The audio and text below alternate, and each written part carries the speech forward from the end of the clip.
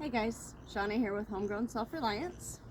So today, for the Self Reliant Skill of the Week, we are going to make soap out of the lye water that I made a couple episodes ago. I'll link that in the description below. If you're new here, welcome. If you're coming back, welcome back. Self Reliant Skill of the Week is where I learn a new vintage skill every week, the whole year of 2021. So, it's important to note that when you're working with lye or lye water, you wear protective equipment. So, got my safety glasses,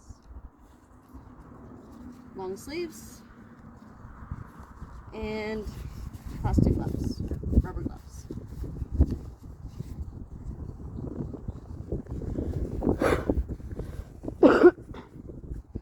Okay, so I've got my oils in a stainless steel pot. I heated them over my camp chef just until they were all incorporated and pretty warm. You want to keep it a little over 100, around 100 degrees during this whole process. So what I have here is my lye water. I'm still not sure if I didn't screw this up. It's pretty dark, but I don't know, we'll see. So what we're gonna do is pour a little bit of this in there.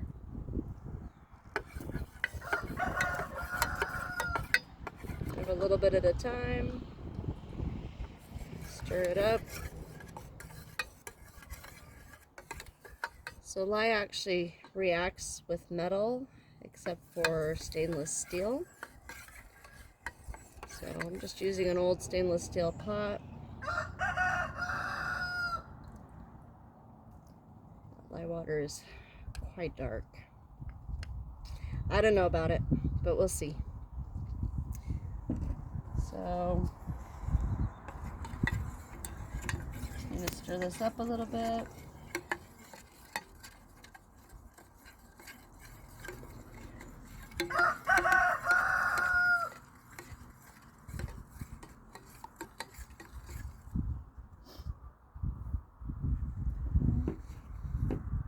Since I've never made soap before, I've got kind of a little makeshift mold here. It's just it's actually a Parmesan cheese container, and I've lined it with freezer paper.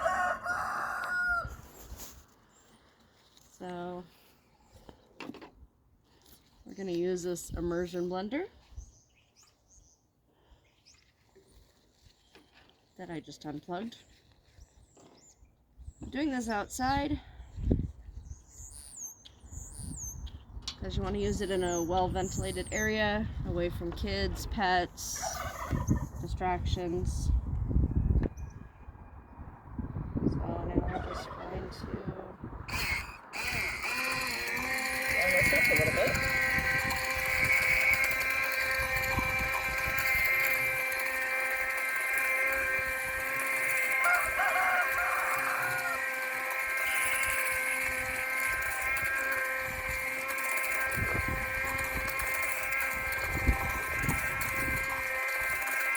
So from what I read and researched and watched,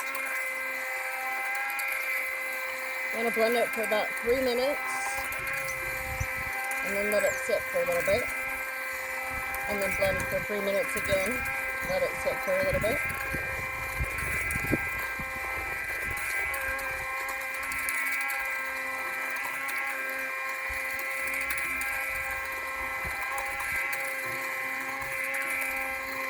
I just want to note that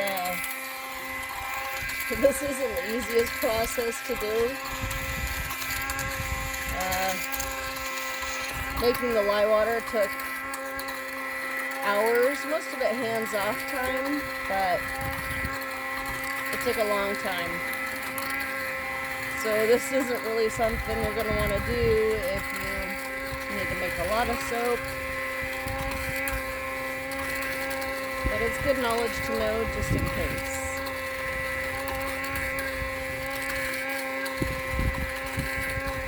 least we can say that we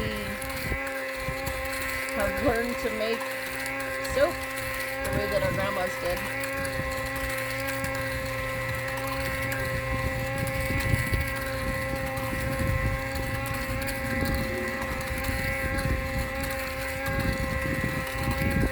So if this starts to cool down too much, I'm going to heat it back up a little.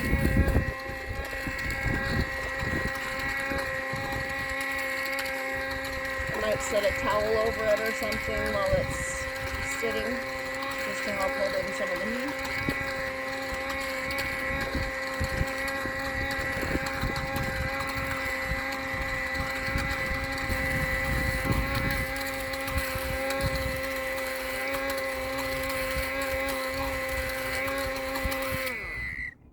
I don't think that's been 3 minutes, but I'm not going to make you wait that whole time.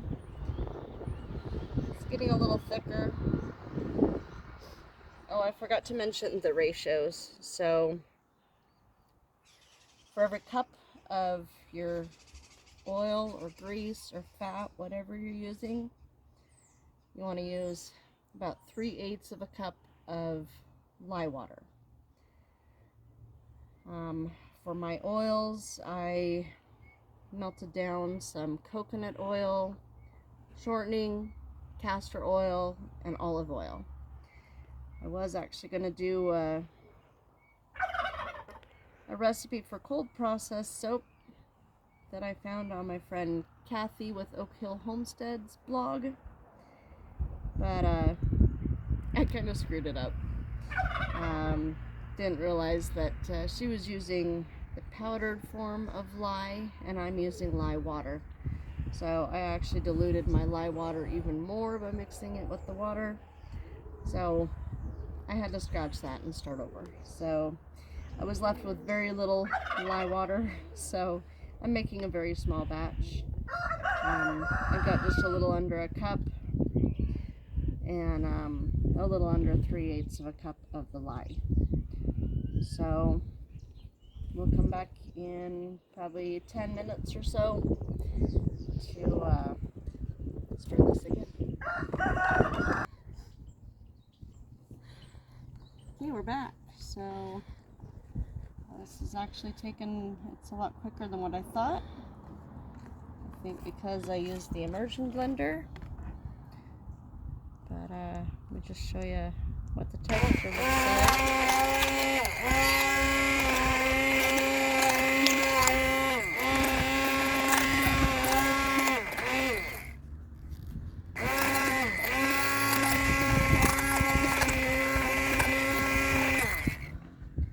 So I think it's at trace,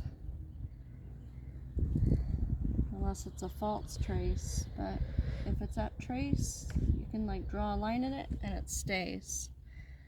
So it's pretty thick. It's like pudding. I think we've got it. One thing I forgot to mention, and I didn't use it here, but you can actually put a little bit of salt in your batter when you're mixing it, and that actually helps you form a harder bar.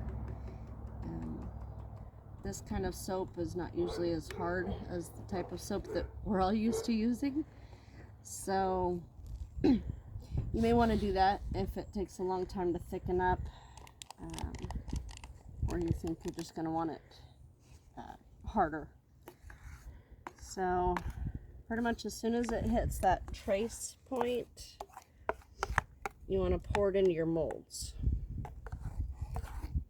Or in my case, just one mold. Since I made such a small amount, I just prepared a small mold.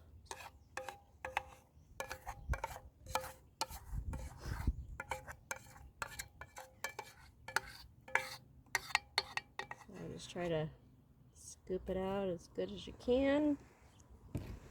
And we're going to smooth it out just a little bit.